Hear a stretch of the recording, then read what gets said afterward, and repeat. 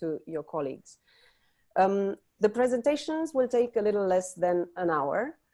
We dedicate the rest of your time to taking questions from the floor. So once again, do post your questions in the Q&A box at the bottom of your screens. Now I give the floor to the moderator of this session, Sharon Abraham-Weiss from ACRI, our member organization in Israel. Sharon? Hello, everyone. My name is Sharon Abraham-Weiss. I'm the Executive Director of the Association for Civil Rights in Israel. It's the country's oldest and largest human rights organization protecting the human rights and civil liberties of all people living in Israel and its occupied territories. I'm hosting this webinar on behalf of INCLO. INCLO is a network of 15 national human rights organizations from different countries. Our members are from Israel, Russia, US, Canada, Argentina, Colombia, Egypt, India, Hungary, Australia, Ireland, Kenya, Indonesia, South Africa, and the UK. Today, we are hearing from experts from Russia, Canada, Hungary, the US, and Israel. Before we jump in, I want to express my deepest sympathies to everyone affected deeply, both by the COVID-19 crisis and by the systematic racism and brutality causing so many pain in the US. We stand alongside with the ACLU and everyone fighting police brutality and racism. I believe all of us need to be better on this issue in our respective countries as well. This coalition, INCLO, which is share strategies and support one another from afar, is invaluable for me. We're not always in the popular opinion as human rights organizations, and sometimes there's a price for speaking up. But it's a big comfort, if nothing else, to pay that price and continue the struggle for equal rights together as global citizens. About today's topic, I firmly believe that the way the government responds in a crisis show its true colors. This pandemic has exposed us all to both the flaws and stronger points of our respective leaderships. It has especially highlighted the need for universal human rights. The entire world is grappling now with socio-economic and other issues in the context of the medical crisis.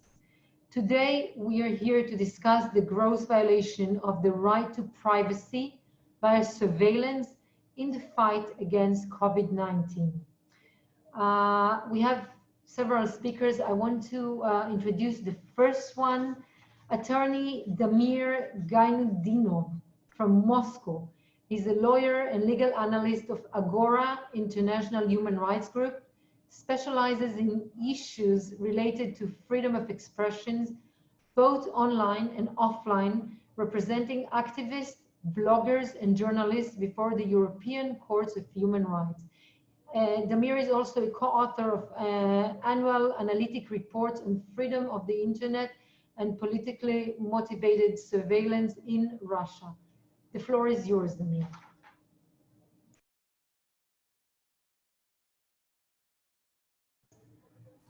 Большое спасибо. Здравствуйте, коллеги. Приятно вас всех видеть. Здесь спасибо всем, кто нас слушает, за интерес к важной теме прав человека. Для меня это очень большая честь выступать здесь перед вами и участвовать в этой дискуссии.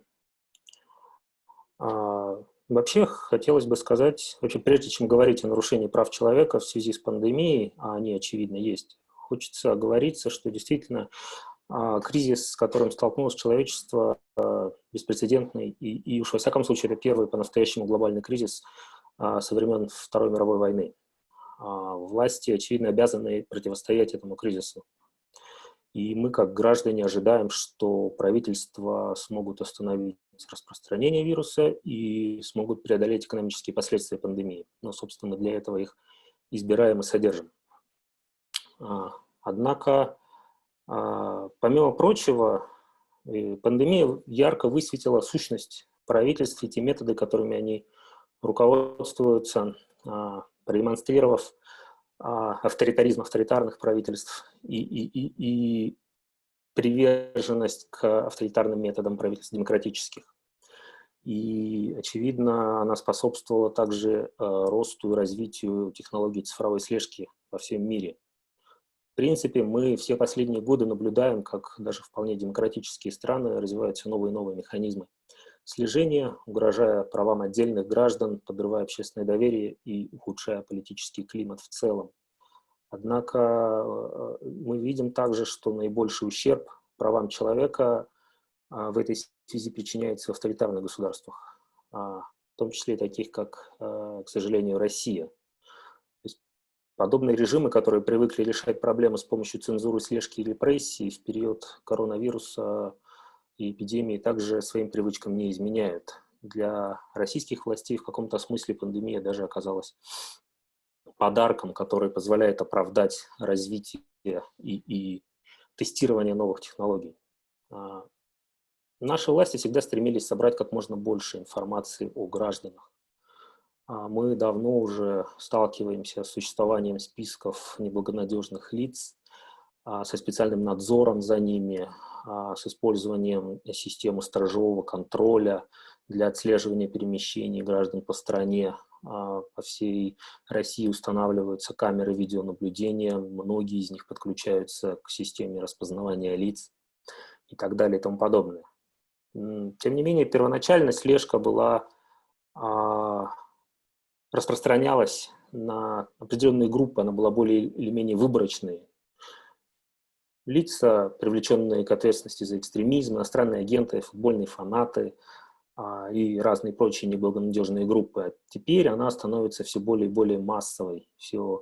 Практически ни один сейчас гражданин России не может сказать, что он полностью свободен от той или иной слежки.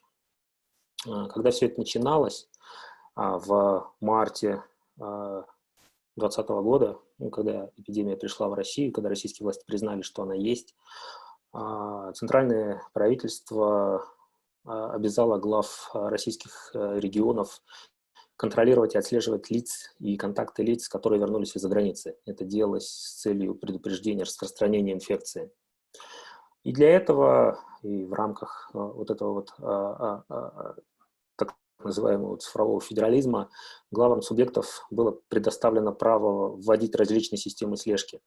Первоначально все сводилось к обязательству сообщать о прибытии в страну по специальному номеру телефона.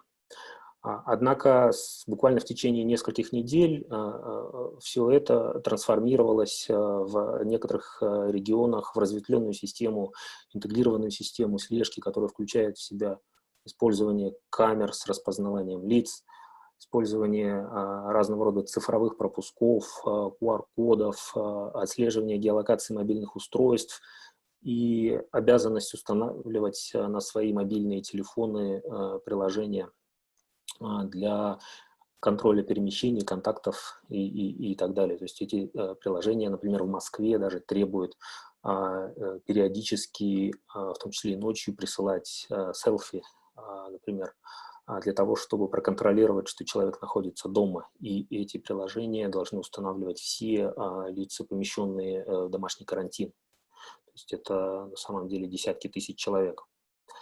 В целом мы понимаем, что подходы во всех регионах разные, но есть одна очень общая, очень важная черта. Это отсутствие четко установленных и прописанных в законодательстве процедур и гарантий соблюдения права на уважение частной жизни.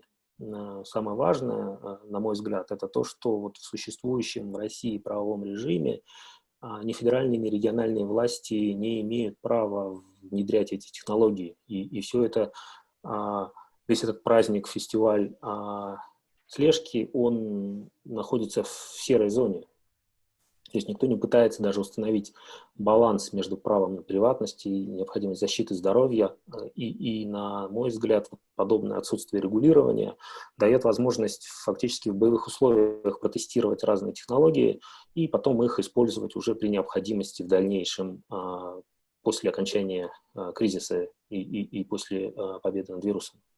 Собственно, уже сейчас появляются предложения, например, для Министерства внутренних дел обязать всех въезжающих в страну трудовых мигрантов устанавливать мобильные приложения, ну, аналогичные вот этой системе социального мониторинга, которые будут контролировать их перемещение, контакты и определять социальный рейтинг. Ну, то есть это уже такое довольно близкое, возможное будущее. Slowly.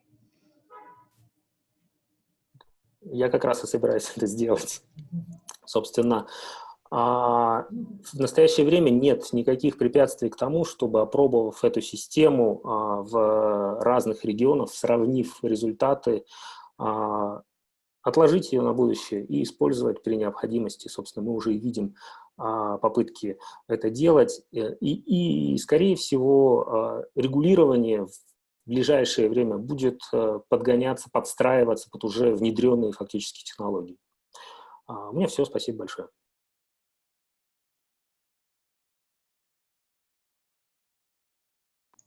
Thank you very much, Damir. Our next speaker is my colleague, attorney Michael Bryant, the Executive Director and General Counsel of the Canadian Civil Liberties Association. Michael was the 35th and youngest ever Attorney General of Ontario and was named Canadian Lawyers' Top 25 Most Influential in the Justice System and Legal Profession in Canada. Please, Michael, you have 5 minutes. Thank you. It's wonderful to be here and surrounded by colleagues, and it's great to see you, Sharon. And since I'm following after the excellent presentation from Russia, I need to point out that we have the greatest hockey team in the world. And Toronto Raptors did win the National Basketball Association title as well last year. So now back to the program. Canada's geography is vast, as a reminder, second only to Russia. But we have a population about the size of the state of California, about half that of the United Kingdom and a quarter that of Russia. The way in which the pandemic has been managed from a governmental perspective has been decentralized. I'd say radically decentralized, and only, I think, because of the accident of history that healthcare and the management of property is a provincial or subnational jurisdiction in Canada. In 1867, when this was decided, healthcare was not of great importance to the country. However, during the pandemic in 2020, it's been the provinces and the cities that have played the largest role in managing the pandemic. Now, that in turn creates an opportunity for innovation and some variance, because we have 10 provinces and 3 territories. We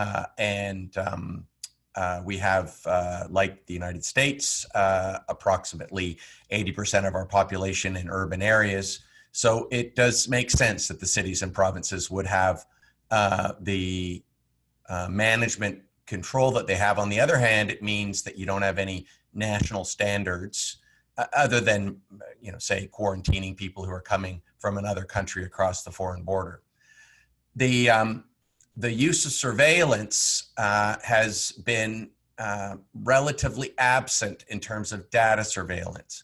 Now, I don't want to say this is because of any grand design. I was in government and politics for 10 years, and my experience was, whenever you think, at least in Canada, that the government is up to something very clever because you can't figure out what they're doing, it means they don't know what to do.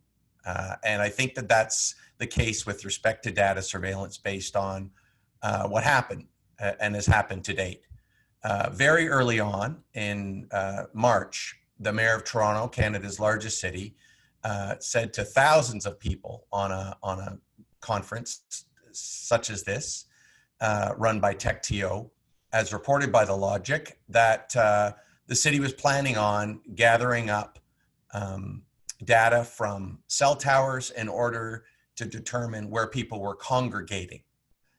No discussion about alleged de-identification methods, no discussion about how this might be done in terms of aggregation. it seemed like at the time, endless possibilities. The legislatures weren't yet getting their heads around what their role is, nor were executives or cabinets getting their head around what their role is.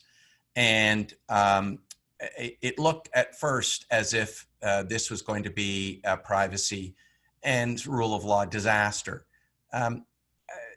Within 24 hours, the mayor had walked this back.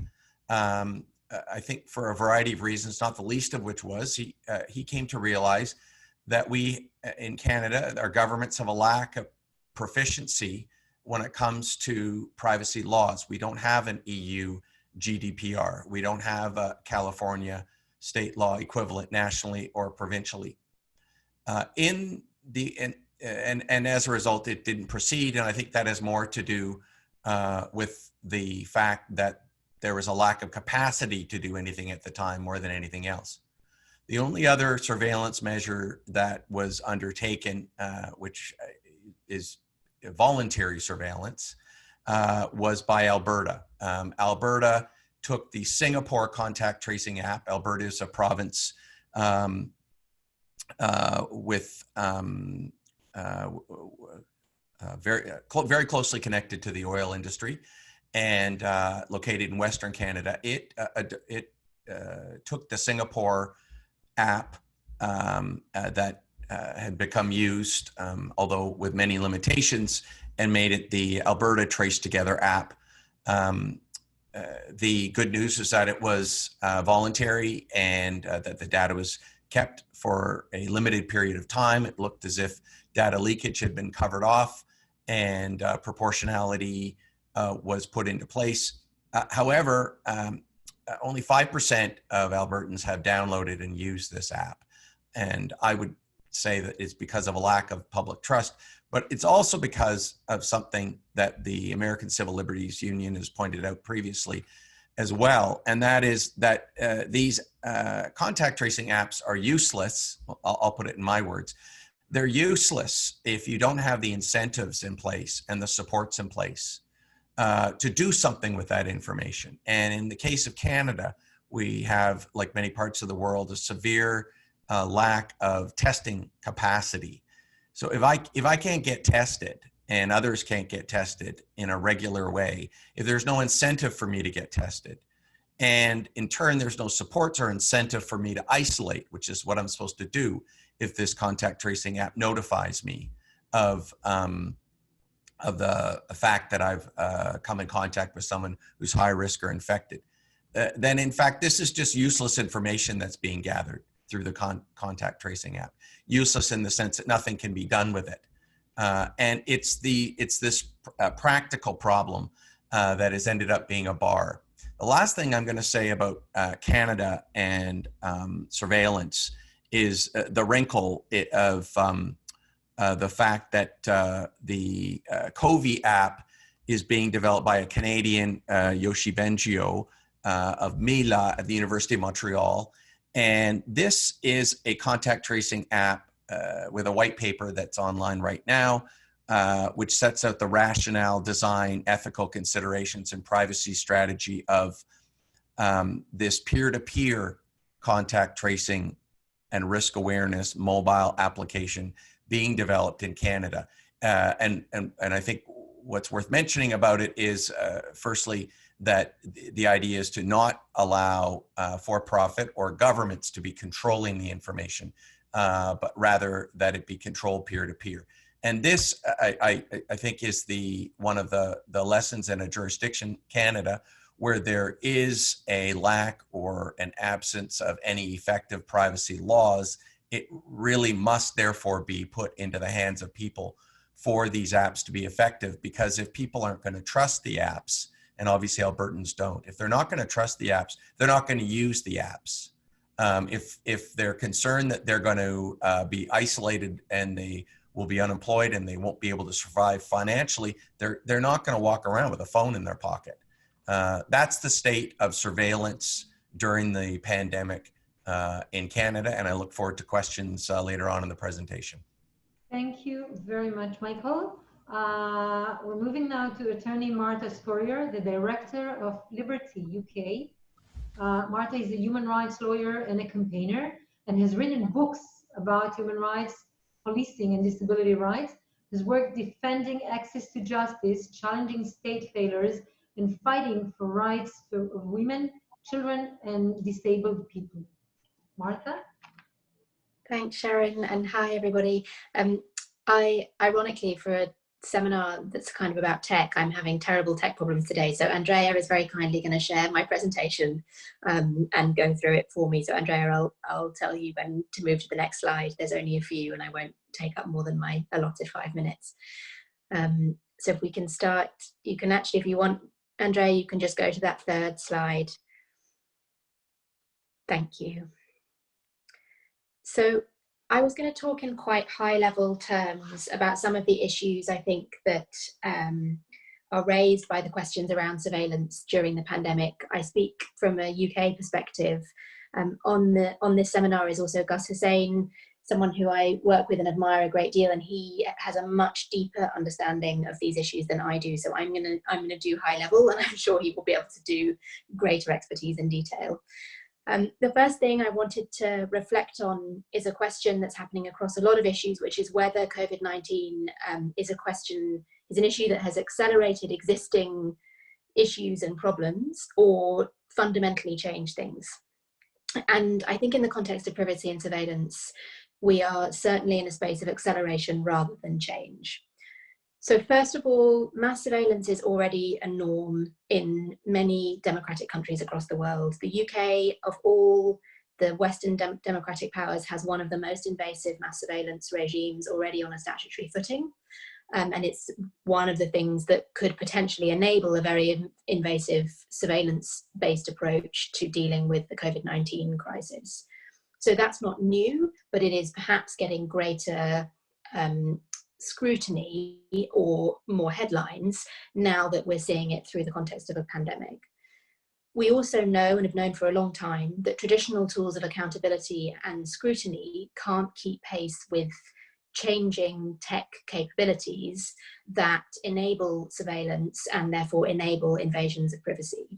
So, Michael already referred to a kind of relatively low level of tech competence among individuals in power structures. That's certainly true in the UK Parliament. But it's also the case that it's quite rare to find a system of law and regulation which can in real time provide meaningful accountability for technological change and development, particularly when it is in the hands of state powers. The third point that I wanted to make is that I often think that conversations about surveillance mask what's really going on. So again, Michael has talked about the fact that you can have a great app that you might think could solve all your problems in relation to COVID-19, but if you don't have a decent testing regime, then your app isn't going to get you very far for various reasons. And certainly in our work at Liberty, what we see across the piece, whether we are working on surveillance or migration or policing, is that there are potential tech solutions, and we're not Luddites or anti-innovation, they are potentially solutions, but those solutions often mark policy decisions which have been made that are deeply problematic in and of themselves. It's not necessarily the fault of the tech, although the tech may embed and entrench some of the difficulties that those policy decisions make. So what's really important in having an informed conversation about questions of surveillance and privacy is that people understand the real political questions that are lying behind perhaps more technocratic and difficult issues relating to what solutions or what apps we might be using that ordinary members of the public might find very difficult to engage with. Related to that, tech solutions and surveillance tend to entrench existing inequalities. And so what we see, and I'll come on to talk about this in a tiny bit more detail, is that you see existing discrimination and bias designed into tech. You see communities, thank you, Andrea, who are not involved in decision making and who are not seen in the policy making process, equally excluded when you come to tech solutions. And my view on the acceleration or change question is that what we are in a situation where COVID-19 is exacerbating all of the threats that technology and surveillance pose, and also potentially some of the opportunities. Structural inequality is something that I talk a lot about because I think it is worth going back to basics. You know, Sharon talked at the beginning about state racism and state violence, and certainly in the UK, and I think in many parts of the world, we have seen that COVID-19 is certainly not an equalizer, and that one writer wrote that we may all be in the same storm, but we're certainly not in the same boat. And that, of course, is the way that people experience most things. And when we think about the fact that it is states and governments who are trying to come up with public health solutions, we have to go back to the state architecture that they will already be relying on. So that architecture is going to be built usually on systems of oppression. It's going to be built on racist policing, built on Islamophobic counter-terror policies, xenophobic migration control. It's going to be built on misogyny. It's going to be built on the idea of excluding marginalized communities from decision-making and policy design. And we've certainly seen in the UK, for example, that the social safety net, what's left of it post-austerity, simply isn't enough to even begin to level the playing field when crisis hits. And the reason I raise this is that if you don't bear in mind from the very beginning that structural inequality will be a barrier to solving any kind of social problem, public health included, then none of your solutions will come anywhere close to providing a solution that works for everybody. And in a public health context, of course, we're only as strong as our most vulnerable, and so more so than ever, if this solution doesn't work for everybody, then it doesn't work for anyone. Can I have the next slide, Andrea? Thank you. So finally, I think the other thing to throw into the conversation, and really these are just provocations for questions more than anything, I think more so than ever, we are currently operating in a world of impossible calculations. So politicians, and I don't envy them this task, are having to make judgment calls about risks in COVID-19 that are pretty much pure guessing games. Risks around if you lock down countries, is the economic scarring in the long term worse than a lockdown in the short term? Or is the fact that people aren't going to receive cancer treatment in a 3-month period going to actually result in greater numbers of deaths than the fact that people can receive treatment for COVID-19?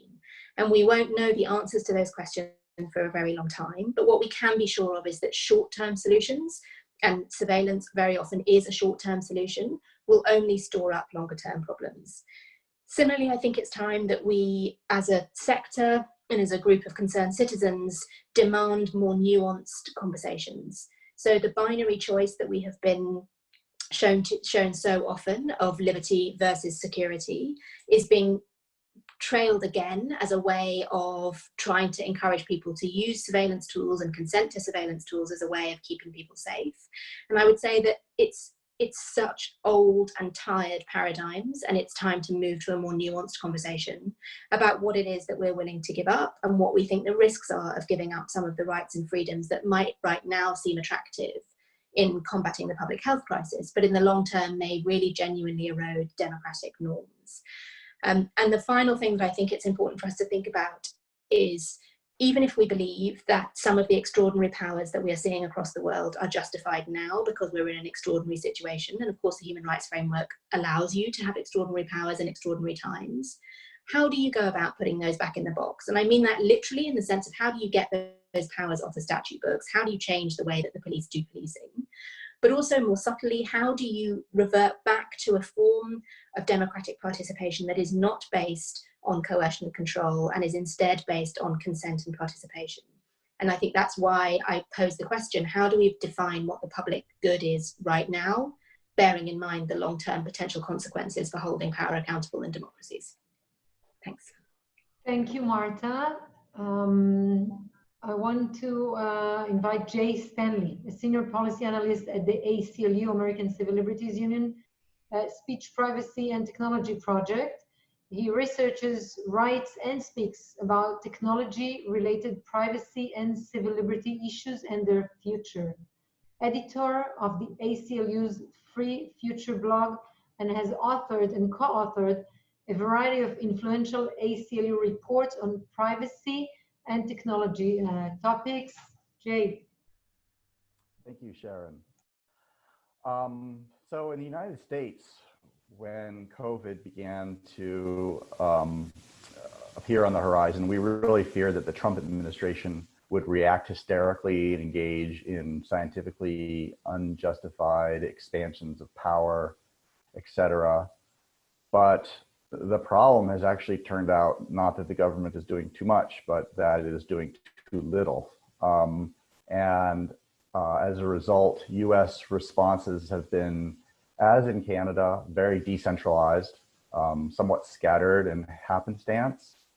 And a lot of the intersection between COVID and privacy issues has centered around 4 areas of discussion in the United States that I'll briefly talk about, 4 areas that we are looking at and following. The first, of course, is contact tracing. There were initially conversations and rumblings about using location-based apps that track everybody's location and try to cross-reference the locations of those who test positive for COVID against everybody else's locations. There were reports in the media that the White House was in discussion with some of the big tech companies about this kind of concept. And we have seen some attempts in some of the states, namely Utah, which did an initial attempt at one of these apps by sending messages to everybody who came across the Utah border that they need to quarantine for 2 weeks. Unfortunately, many people who live anywhere near the border, including people quite far from the border, were, because of the inaccuracies of location data, were getting their phones pinged with these messages all day and night. And it was pretty much a disaster, which reflected and reflects the fundamental problems with that concept as a means of trying to slow the spread of COVID. And we wrote a white paper, and other influential voices like Susan Landau wrote pieces talking about how poorly that kind of thing works. And I think that that concept has disappeared in the US discourse. This discussion has moved to proximity-based apps, which measure not where you are, but who you are near. And our technologists have been working with a number of parties working on this concept.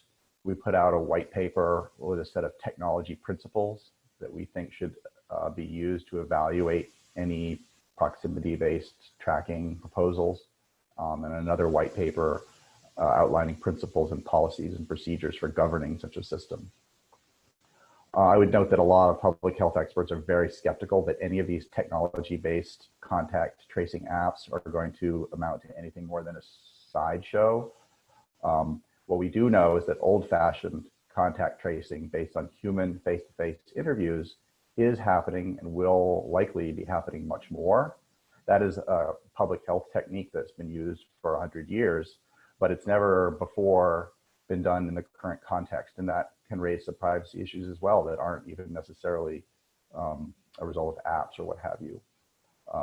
First of all, that kind of contact tracing is taking place on a greater scale than has been seen before. In our country, at least. The contact tracing is broader than much previous contact tracing, such as HIV contact tracing, which only basically was looking for people who had sexual contacts, whereas COVID, they're tracing much more, all kinds of casual contacts. And this is the first time that we've had a pandemic in the context of modern technology, modern IT technology, and in the context of surveillance capitalism. So we know that some states are using Salesforce software, for example, to collect the data that's involved in old-fashioned contact tracing. And there are questions about the privacy strength of that. The second of the 4 that I'm going to mention is fever detection or temperature screening, which are being instituted in many places. And there's enormous reason to be skeptical of this.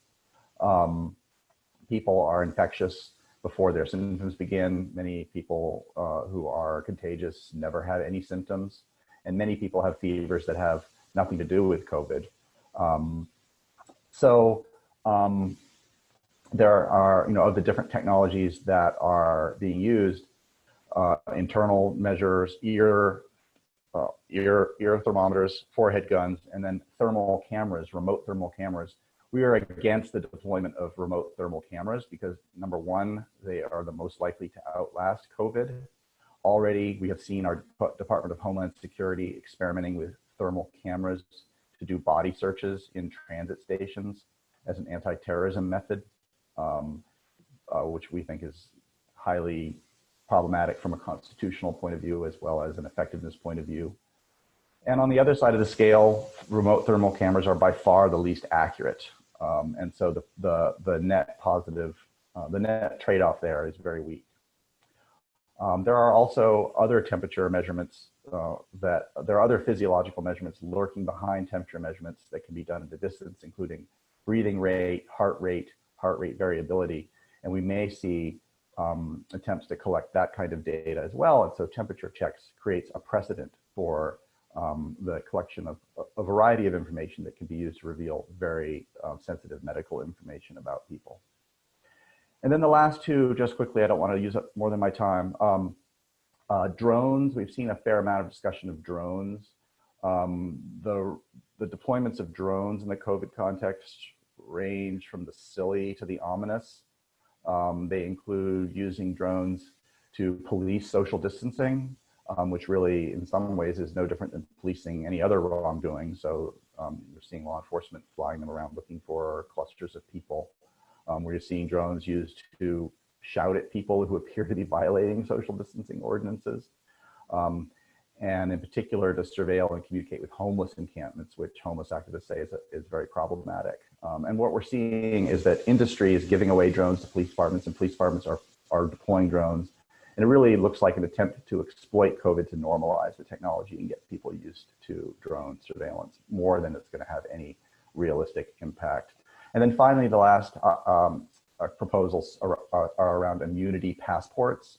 There have been discussions and proposals advanced to create electronic infrastructures for tracking who has recovered or has antibodies to COVID, and therefore, presumably, of course, the science is not there yet, has some resistance or who is immune. And we have opposed those proposals as likely to violate privacy, but also likely to incentivize people to get infected, especially the economically vulnerable, in ways that would worsen racial and economic disparities. So everybody's looking for, to data and technology in this era to solve all of our problems.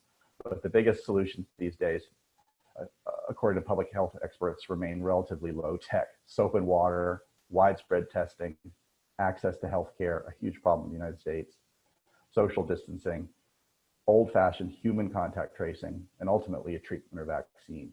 And that's where we think that everybody should be focused and not diverting resources from those key activities to technologies that are questionable in their effectiveness and dangerous in their privacy implications. Thank you very much, Jay. I think this webinar is a wonderful opportunity to connect the dots between all the countries. Everybody that is speaking, I'm thinking, wow, we have something similar. So our next speaker is something very similar to what I know about, is Attorney Gainutdinov from ACRI, the Association for Civil Rights in Israel, my colleague. He's the director of the Civil and Social Rights Units in ACRI. In his capacities, he deals with issues ranging from freedom of expression and protest to right to health and human rights in the digital age. He wrote our winning petition against the security service surveillance, which he will speak soon about. Gil.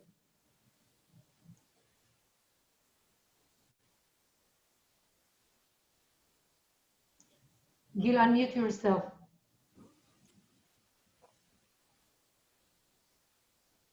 Okay, hi everybody, and thank you, Sharon. I will start my presentation about the case in Israel. I will enlarge the presentation. Okay, just a minute. Okay. So the outbreak of the virus in Israel started expanding in the end of February. In mid-March, the government passed an emergency regulation authorizing the Israeli Security Agency, what's known to be called the Shin Bet, which is equivalent to the CIA in the States, to use its mass surveillance capabilities to track the locations and routes of persons infected with COVID-19 and anyone who was in close contact with them in the 14 days prior. So how did it work? The Ministry of Health gave the Shin Bet the name of the infected person. Then the Shin Bet used its own tools to collect technological information and send it back to the Ministry of Health. The ministry then sent a text message to all those persons that the Shin Bet found and tell them they must start home quarantine for 14 days. So what does technological information mean? We are not sure, it's not transparent, but we only know that the Shin Bet cannot track content of conversations, and the Shin Bet is supposed to erase the information. So after this decision, ACRI went to the Supreme Court, sitting as a High Court of Justice, the ACJ.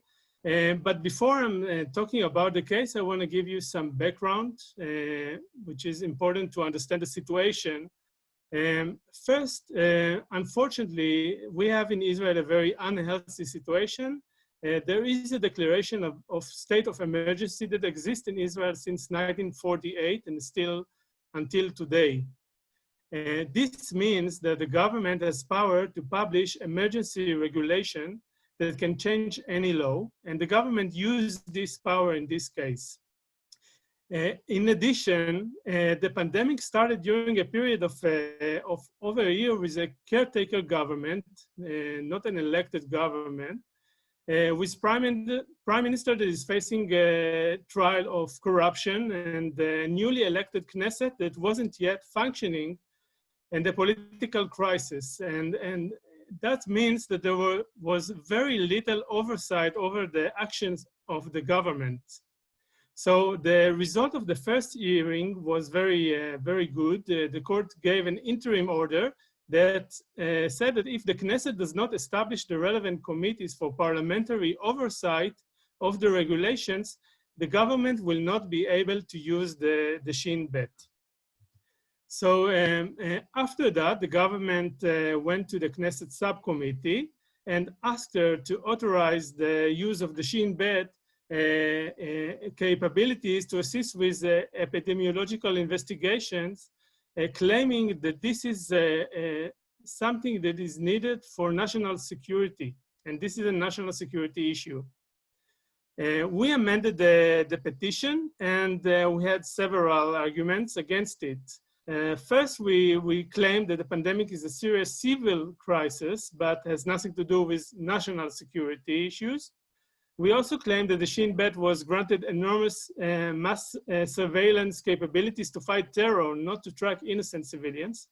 We claimed it's a slippery slope because using the Shin Bet for health crisis or any civil crisis is a dangerous precedent, and there are many other things that the government might want to use the Shin Bet.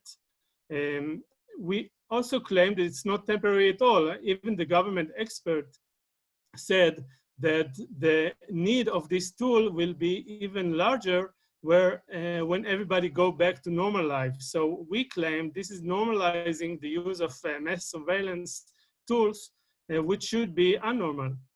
We also claim that there are alternatives such as the SHIELD application, which is an application that is voluntary download and was endorsed by privacy experts in Israel, and that no other democratic country used its secret security agency to stop the spread of the virus.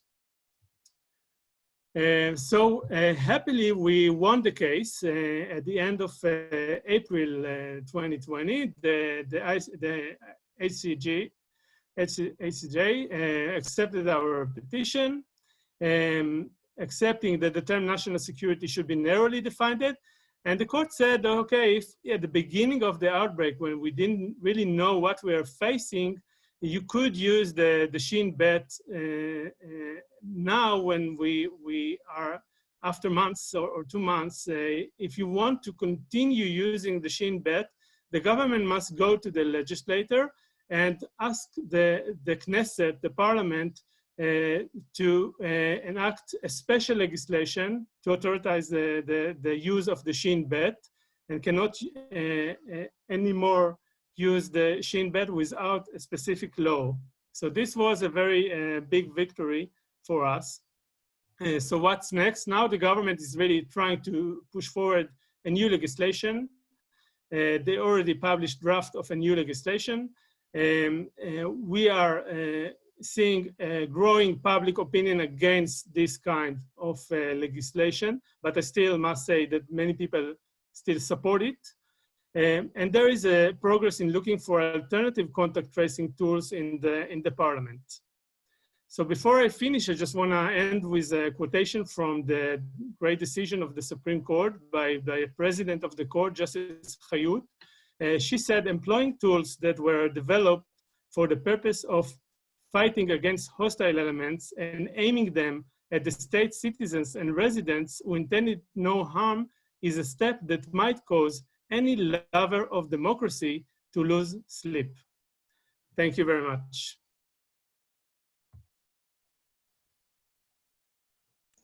Thank you very much, Gil.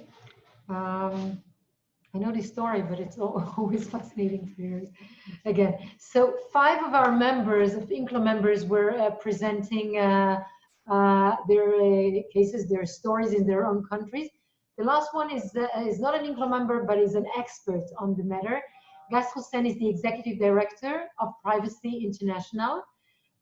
He's working at the intersection of technology and human rights for over 20 years and worked on national security and anti-terrorism policy and led global advocacy against border registration, biometric collection, tracking of migration, travel profiling, and mass surveillance of financial data flows. I'm ready to hear. I'm a little concerned because, well, first, congratulations to INCLO for organizing such an amazing collection of people. Because I guess in theory, I was invited because at Privacy International, we've been working with our partners around the world to monitor what's been going on in as many countries as we can. And we've been collecting stories on our website. Yet the presentations we've just heard capture it all. It's the full spectrum of every bad idea and dumb implementation.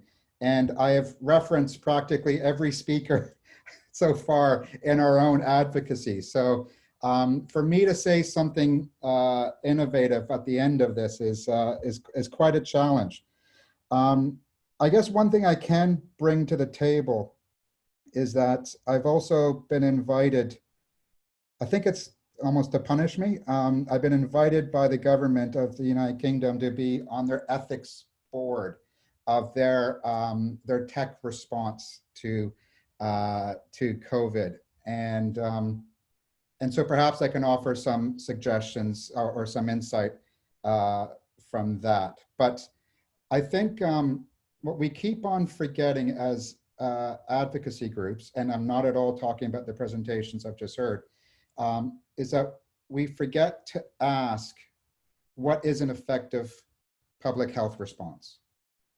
So quickly we get into response mode about government introducing A, government introducing B, and we don't get to think about what is a good public health response, and does anybody know what that is? And what is really interesting is that first the ACLU broke ground on this by, I think it was 2 years ago, they did a study with public health officials and experts saying, okay, what is public health and what is a government response? And I think our sector generally was not well prepared apart from that great work done by the ACLU. And I've heard there's some interesting other work going on in Argentina, for instance, to explore what are public health exemptions around human rights protections and constitutional protections. But generally, we are not prepared.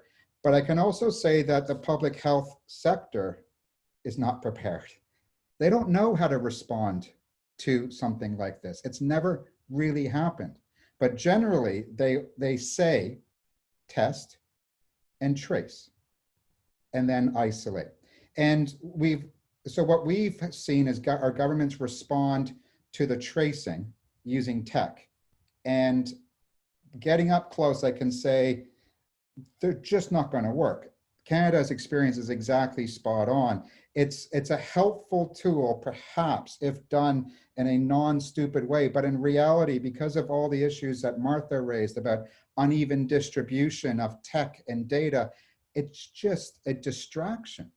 It's politicians getting excited after years of not funding their health infrastructure, all of a sudden hoping that you could download something from the Google App Store that will solve this complex public health emergency. So that's what I can say from being up close to the policy making and the reviews of the tech that's going on. It's pure chaos. They really don't know what they're doing because nobody does. We shouldn't say that they're lacking experts. They pile on experts, but when you actually speak to the experts beyond just what they say, so a health official will say, yes, tracking and tracing is essential. But you then ask them, so Bluetooth data is what you need? They have no idea. They don't know what Bluetooth is. They don't know what GPS coordinates are and what APIs are with operating systems. They have no idea. But politicians have an idea that there shall be tech and that we will plug it in. And that's where we get to the issues. Let's leave aside apps. Jay was entirely right to start with apps and then drive right past them because they're just not really, like if your government is talking about apps, then your government is failing.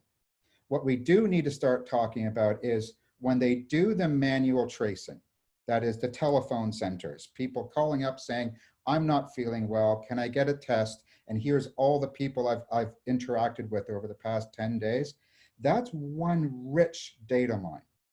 And the public health officials know it's a rich data mine. And so that's why traditionally they've been very good about protecting it. But already, as we saw in the United Kingdom, as they rushed to announce their tracing initiative, they announced a 20-year retention period. Why do you need 20 years retention of this highly sensitive data? Lack of imagination. That's basically that. They don't have a reasonable response. So we need to monitor those tracing initiatives. We also need to better understand the quarantining tech and what happens when quarantining tech done for a virus becomes normalized. Hong Kong, for instance, is leading the world on quarantining tech. That is with the apps and the bracelets, making sure you're staying at home. This is Hong Kong we're talking about. Imagine 5 years from now what this will look like. Then, as Jay rightly identified, immunity passports are going to introduce a horrific public health emergency. People will go out of their way in order to become ill, in order to get a passport, in order to be able to, whether it's to go back to work, get access to services, or travel. We are not ready for the ethics of that kind of challenge. Then there's also the biosurveillance idea. And this is what we've already seen in China and the United Kingdom, which is they recognize that apps really aren't the solution. Telephone data only gives a little bit of insight. Can we get all the data that we have from across the country and pool it into databases? And just in the way that we fought the war on terror, as our friends from Israel have done such a great job of fighting through the courts, they're going to find the wisdom of where is the virus. And if your government's not talking about these biosecurity and biosurveillance centers, it's because they're doing it and they're not telling you about it. So you have to start finding out what is the source of the data, who's governing it. And then the next layer I raised for you is which companies are involved. As Jay mentioned, Salesforce in the US because of the cloud provision. But there are so many of the surveillance companies that we've been fighting over the years who are involved in this reputation laundering exercise to try to come to the aid of fighting COVID when in reality their tools are built for a different war of a different time. But see, this is where we see Palantir, this is where we see NSO Group and all the other companies we've grown to love and hate at the same time. And just to close out, there's two final dimensions we can't forget, which is our welfare systems are going to be under extraordinary stress in the coming years. And these welfare systems were already being digitized and they were already being automated. And Virginia Eubanks's book on automating inequality, looking at US welfare systems, is such an extraordinary insight into what happens after decades of austerity, decades of hating welfare recipients, and the inequalities that we're putting into technology now. And so as you see governments responding with their welfare solutions, let's remember that they are digitized and they are data driven, and there's going to be new inequities introduced as a result. And as governments increase aid to other countries, they're going to be saying, okay, we're going to give you development funding so long as you use AI in your welfare systems. We're going to see disaster layered upon disaster. And then finally, there's the idea of deletion. There's the idea that one day this will be over. And unlike the war on terror, this could very well be over in, say, 3 years, let's say. Then we should probably delete all the data. But the deletion is not, it does not end with the data. It ends with the systems. So can you take down the cameras that we put up in Russia? Can you take down the databases that we put into Salesforce and Amazon cloud services? But also, can you remove the capabilities? So when Apple and Google built this capability into their operating systems to allow for these apps that could help, but probably won't, at the end of this, when the WHO, if it still exists, says it's all over, will Apple and Google go back into their operating systems and get rid of that capability? Because these systems that have been built and these capabilities that have been built, it's not enough to turn off the switch, because the switch will just be turned back on again at the soonest opportunity. Thank you.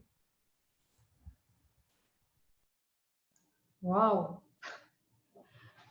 It's a bright future we're looking at, isn't it, Gus? Oh, I didn't realize you wanted the bright future version of this presentation. I can do that too. But please do. No, seriously. I mean, there are a lot of questions that are being raised here, and I think it shows the essence of INCLO as connecting the dots and saying where are we all facing. It's not each one of us sitting in their own country and figuring out. And the last question I'll ask you later on is where are we heading? But we have a few questions from the participants that I would like to address. So maybe I'll read a few of them, and then you'll decide who wants to answer if you think there is something you want to contribute.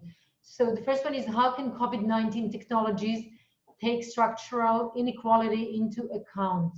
How can they be part of the solution?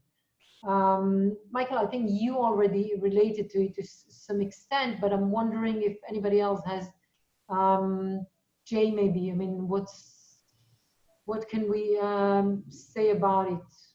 Well, what we've called for is that if proximity-based tracking apps are going to be deployed, that the authorities need to consciously compensate for differential rates of technology availability, of technology possession. I think that the people with higher incomes have higher quality cell phones often, are more likely to have a cell phone. In the United States, an enormous percentage of people over the age of 65 do not even have a smartphone, as well as low income people. And there are statistics available from surveys by Pew and others on the distribution of technology, and conscious efforts could be made to avoid having the unequal distribution of those kinds of apps lead to the unequal distribution of services. And so, of course, we're very skeptical about these apps, but what we've said is if they're going to be deployed and if any kind of decisions are going to be made based on them, policymakers need to do so with their eyes wide open about the structural inequalities that lie beneath the platforms that the apps are built upon. Anybody wants to add on this? Michael? Yeah, I think Gus, yes. Having been in very deep debates about exactly the issues that Jay is talking about, but at the highly detailed level, the question about these apps is, does it work on your phone? Is it designed to work on your phone? When does it work on your phone? Does it work only when it's in the foreground, like the app is the only thing you see on your phone? Or does it work when it's in the background? Can you listen to music while these apps work? Will they degrade your battery life to the point where your phone becomes inoperable? And then even if it is running, even if it says it's doing everything it's supposed to be doing, is it actually doing it? And you get the best technology minds on the planet together, and they will struggle with all of those questions, because that's just a reality of mobile phones. That's just a reality of mobile phones and operating systems. And that's why Google and Apple got involved to try to build closer to a fairer system. The Singapore app only worked in the foreground, which is why only 20% of the population downloaded it. In order to work in the background, you need to use Apple and Google's solution, but it doesn't work on all of their phones. And so I'm just looking at India, for instance, that has their own app solution that in some settings are mandatory, including they're talking about making it mandatory for getting onto the trains. Government employees, it was said it was to be mandatory for them. There's no way an app of any nature could work on all of the phones of all of the people from all the classes in India. And so that's why it's almost, it's pure distraction and yeah, it's distraction to be talking about apps. I was just going to add this, that I'd say in Canada that the experience of the contact tracing app being unfolded to political embarrassment, which has happened globally on a number of occasions, and the Alberta app pickup of 5% may or may not be an embarrassment, but it's certainly not to suggest that we're going to see more government contact tracing apps arriving in Canada. But what we are anticipating is that at the workplaces, employers are going to be requiring their employees as a condition of employment to be utilizing these apps. And the challenge, of course, arises all over again because all these people, although they're in the workplace, are not consenting or doing this voluntarily. They're necessarily doing it under duress. They want to keep their job. But to connect it to the question that you asked, Sharon, the issue is really, can technology correct the systemic discrimination known to parts of our institutions, many institutions in Canada. So I'll speak to racism by police, systemic discrimination with respect to housing policy, just as a couple. There is no technological fix to that. And because of that,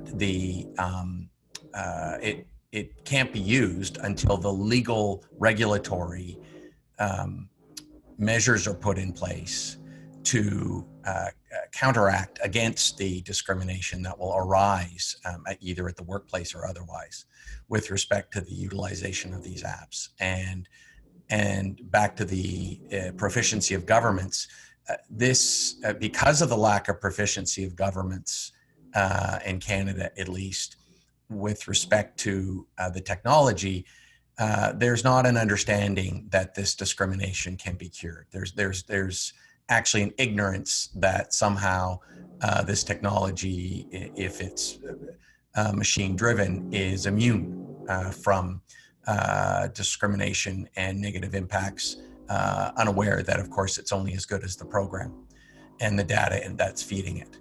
So that's the only thing I'd add. Thank you. I'll move to a second question. Do you think there is a tendency of surveillance measures being normalized in post-COVID world, both in authoritarian and non-authoritarian states? What role can the GDPR play in protecting the right to privacy? So I think, there is a tendency that I can't imagine that it will vanish the day post COVID-19, but I'm wondering, how can we deal with it? What do you, anybody want to add? I can just quickly talk about GDPR, but I see Jay's unmuted too, so. Go ahead, Gus. Okay. Data protection law is a very convenient and useful tool for us as advocates, but we shouldn't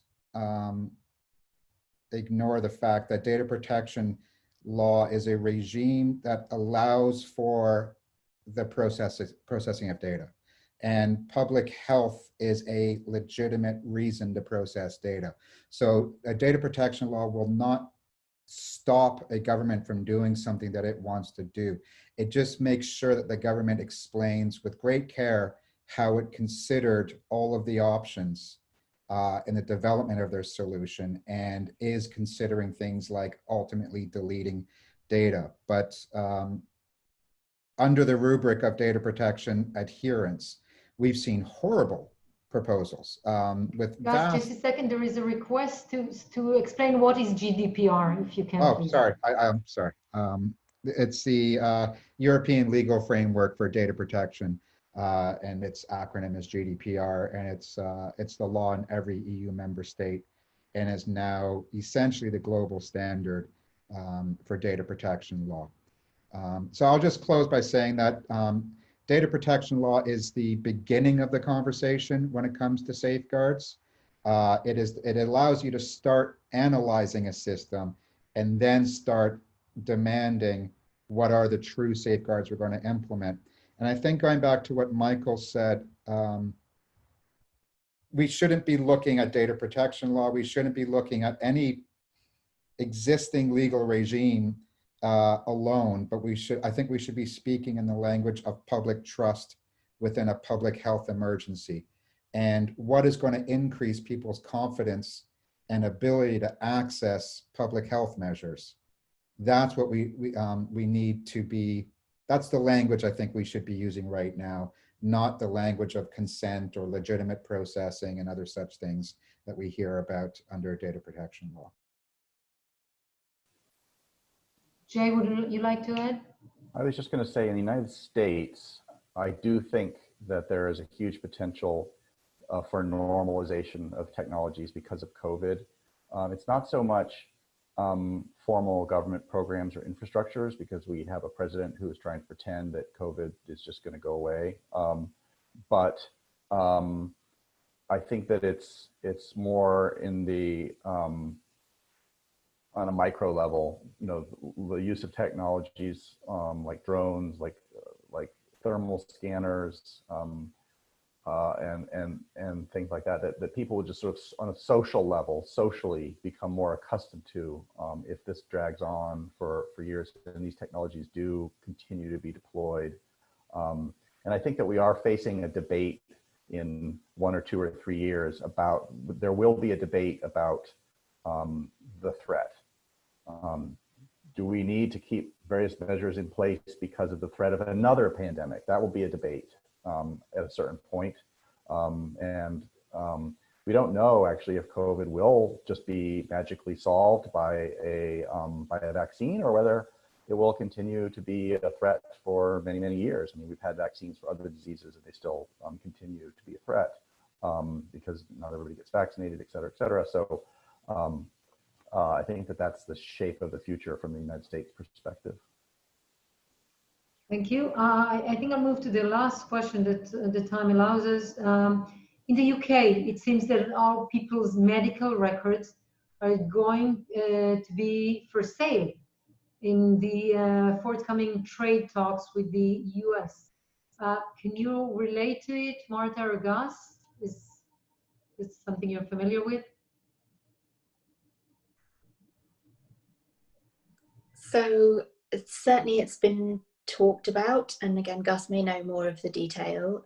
There's been a lot of focus on the idea that privatization of the NHS, and with that, things like the sale of data will be on the table. And to be fair to the UK government, which, you know, I try to be because I feel extremely critical of them at the moment, they have denied that those things will be on the table for trade negotiations.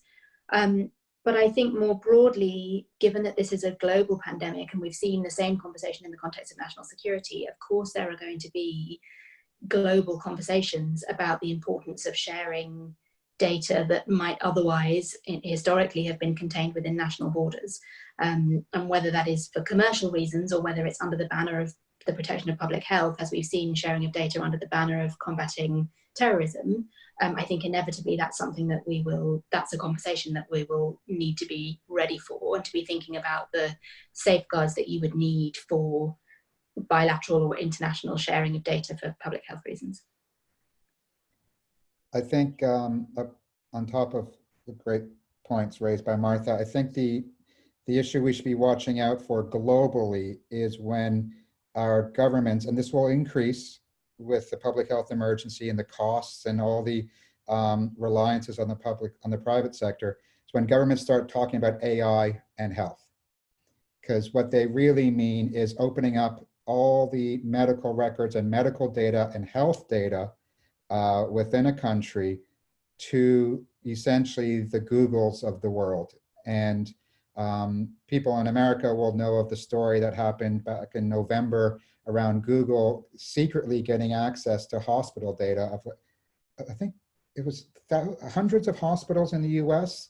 Accension is the name of the firm. They were getting access to all this data in order to feed their AI systems so they can be better to sell to other hospitals and other governments around the world. So I worry about the commoditization of our health data, which is the most sensitive data that exists, so that industry can learn and their systems can learn under false promises that this will somehow lead to better healthcare, and they'll just dominate the global markets on public health in the future.